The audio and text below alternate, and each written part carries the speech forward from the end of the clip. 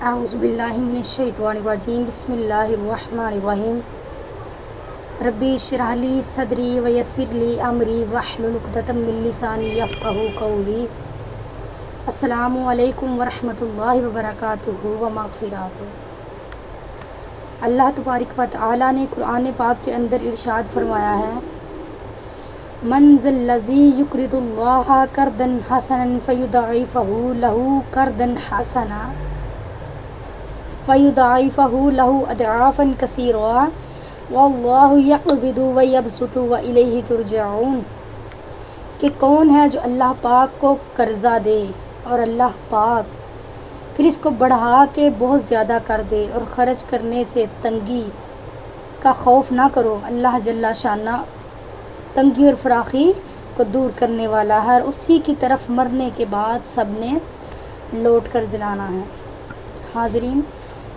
ناظرین دیکھیں، اللہ تبارک و تعالیٰ نے اللہ کی راہ میں خرچ کرنے کو، صدقے کو قرض سے کیوں تشبیہ دی ہے کہ مجھے قرضہ دو، کہ اللہ پاک کے پاس کس چیز کی کمی ہے؟ اگر تصور کیجئے اللہ پاک قرض مانگتا ہے کہ اے بندے مجھے قرض دو۔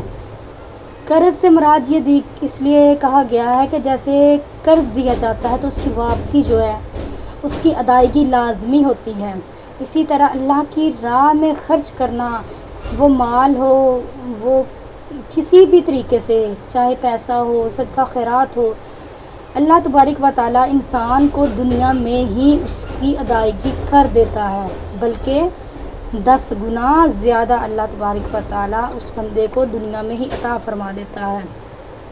زندگی میں ہی اللہ پاک اس کو 10 گنا عطا فرما دیتا ہے اور مرنے کے بعد 70 گنا اللہ پاک اس کو آخرت میں اس دنیا میں دیا ہوا اللہ پاک کا جو قرضہ اللہ پاک کو دیتا ہے اس کو ثواب ملتا ہے، اس کا اپنا عطیہ مل جاتا ہے دوبارہ۔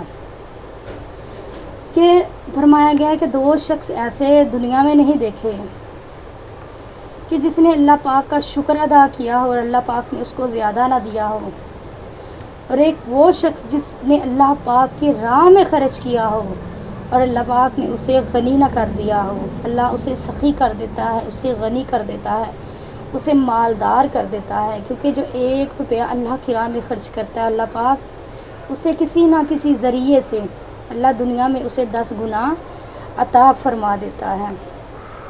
ایک صحابی حضور پاک صلی اللہ علیہ وآلہ وسلم کی بارگاہ میں حاضر ہوئے اور عرض کی کہ یا رسول اللہ پاک نے مجھ سے قرضہ مانگا ہے۔ تو آپ صلی اللہ علیہ وآلہ وسلم نے فرمایا، ہاں جی اللہ پاک نے آپ سے قرض مانگا ہے۔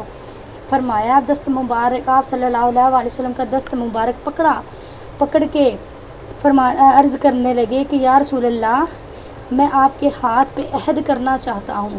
آپ صلی اللہ علیہ وآلہ وسلم نے ان کا ہاتھ پکڑ کے ان سے عہد لیا اور انہوں نے ایک اپنا باغ، اس باغ میں 600 کھجوروں کے درخت تھے، اللہ تعالیٰ کی راہ میں وقف کر دیا اور فوراً سے جا کے اپنے بیوی بچوں کو اس باغ میں سے کہا کہ چلو اب یہ اللہ پاک کی راہ میں نے وقف کر دیا صدقے طور پر، اب اس میں ہمارا کوئی حصہ نہیں ہے۔ اور فرمایا گیا ہے کہ آپ صلی اللہ علیہ وآلہ وسلم نے وہ باغ یتیموں کے آدھا کر کے 2 یتیموں کو دے دیا۔ سبحان اللہ، اللہ پاک کی راہ میں خرچ کرنے سے کوئی چیز کم نہیں ہوتی۔ آپ صلی اللہ علیہ وآلہ وسلم نے فرمایا، اللہ پاک سے عرض کیا، دعا کی کہ یا رسول اللہ میری امت کو خرچ کرنے کا ثواب کتنا ملے گا؟ تو اللہ نے آیت نازل فرمائی، من ذا الذی یقرض اللہ قرضا حسنا، کہ جو اللہ کو قرضہ دے اللہ پاک اس کو اس کی ادائیگی کر دے گا، اور وہ تنگی کا خیال نہ رکھے، خوف نہ آئے کہ میں نے یہ پیسے اللہ کی راہ میں خرچ کر دیے ہیں تو اب میرا جو ہے ہاتھ تنگ ہو جائے گا، تنگی آ جائے گی۔ آپ صلی اللہ علیہ وسلم نے فرمایا یا اللہ میری امت کو اس سے بھی زیادہ ثواب عطا فرما۔ تو پھر اللہ تعالیٰ نے آیت نازل کی، مثل الذین ینفقون، آپ صلی اللہ علیہ وآلہ وسلم نے پھر عرض فرمایا کہ یا اللہ میری امت کا ثواب اور بڑھا دو۔ تو میرے اللہ تعالیٰ نے فرمایا کہ جو دنیا میں 1 روپیہ خرچ کرے گا اسے 10 دنیا میں اور 70 میں آخرت میں عطا فرماؤں گا۔ کہ اللہ تبارک و تعالیٰ فرماتا ہے کہ اے انسان میں میں نہ تمہارے مال کی طرف دیکھتا ہوں، نہ میں تمہاری صورتوں کی طرف دیکھتا ہوں جو تم میری راہ میں مال خرچ کرتے ہو، میں یہ دیکھتا ہوں کہ کتنا مال خرچ کر رہے ہو، میں صرف دیکھتا ہوں تو تمہاری نیتوں کو دیکھتا ہوں کہ میرا بندہ میری راہ میں کس نیت سے صدقہ و خیرات کر رہا ہے۔ اور فرمایا ہے کہ اگر انسان صرف اور صرف ریاکاری کے لیے، دکھاوے کے لیے مال اللہ کی راہ میں خرچ کرتا ہے تو اللہ تعالیٰ اس کو ثواب نہیں دیتا، کیونکہ وہ ریاکاری ہے، وہ دکھاوا ہے۔ صرف اور صرف دل میں اللہ پاک کی محبت لے کے اگر ہم مال خرچ کرتے ہیں، صدقہ و خیرات کرتے ہیں تو اللہ پاک اس کو اپنی بارگاہ میں قبول فرما لیتا ہے۔ اور صدقہ وہ چیز ہے کہ جب قیامت کے دن سورج سوا نیزے پہ ہوگا، کوئی بھی سورج کے درمیان اور انسان کے درمیان رکاوٹ نہیں آئے گی، تو جو ہمارا دنیا میں دیا ہوا صدقہ ہے وہ ہمارے کام آ جائے گا۔ اور ایک نہایت امپورٹنٹ بات جو میں آپ کے سامنے پیش کرتی جاؤں کہ صدقہ کرنے کا وقت کیا ہے، ٹائم کیا ہے۔ اب ہم اپنی زندگی کو بہت زیادہ لمبا سمجھتے رہیں کہ ہماری بہت زندگی پڑی ہے، کر لیں گے صدقہ۔ اور جب ہماری موت کا وقت قریب آتا ہے، ہمیں موت کی تکلیف ہونا شروع ہو جاتی ہے، تو ہم وصیت کرنا شروع کر دیتے ہیں کہ ہمیں فلاں میرا صدقہ دے دو، فلاں کو فلاں دے دو، فلاں کو فلاں دے دو، فلاں جگہ پہ میرا اتنا پیسہ پڑا ہے وہ صدقے کی جگہ دے دو۔ فرمایا گیا ہے تب دیا گیا صدقہ 1/3 کے برابر ثواب ملتا ہے۔ اپنی زندگی میں چلتے پھرتے، اپنے قدموں پہ چلتے پھرتے صدقہ دیں، کوشش کریں کہ آپ کے ہاتھ سے کوئی خالی نہ جائے۔ جب آپ کے ہاتھ سے کوئی خالی نہیں جائے گا تو انشاءاللہ اللہ پاک کبھی بھی آپ کا ہاتھ بھی خالی نہیں رہنے دیں گے، کیونکہ اللہ تبارک و تعالی جو قرآن پاک میں فرماتے ہیں اللہ اپنے وعدوں کے خلاف کبھی نہیں کرتے، کیونکہ اللہ تعالیٰ اپنے وعدہ پورا کرنے والے ہیں۔ اللہ کی ذات اور پیارے نبی پاک صلی اللہ علیہ وآلہ وسلم نے جو اللہ تعالیٰ سے اپنی امت کے لیے سفارشات کی ہیں وہ کبھی غلط نہیں ہو سکتی۔ کوشش کریں کہ دنیا میں رہتے ہوئے، زندگی میں رہتے ہوئے اس زندگی کو مختصر سا سمجھیں۔ ایک سانس لی ہے تو اگلی سانس کی امید نہ رکھیں کہ ہمیں اگلی سانس بھی آئے گی یا نہیں آئے گی۔ آپ کے ہاتھ میں کیا ہے؟ آپ صلی اللہ علیہ وآلہ وسلم سے کسی نے عرض کیا، صحابی نے، کہ یا رسول اللہ صدقہ کیسے دیا جائے؟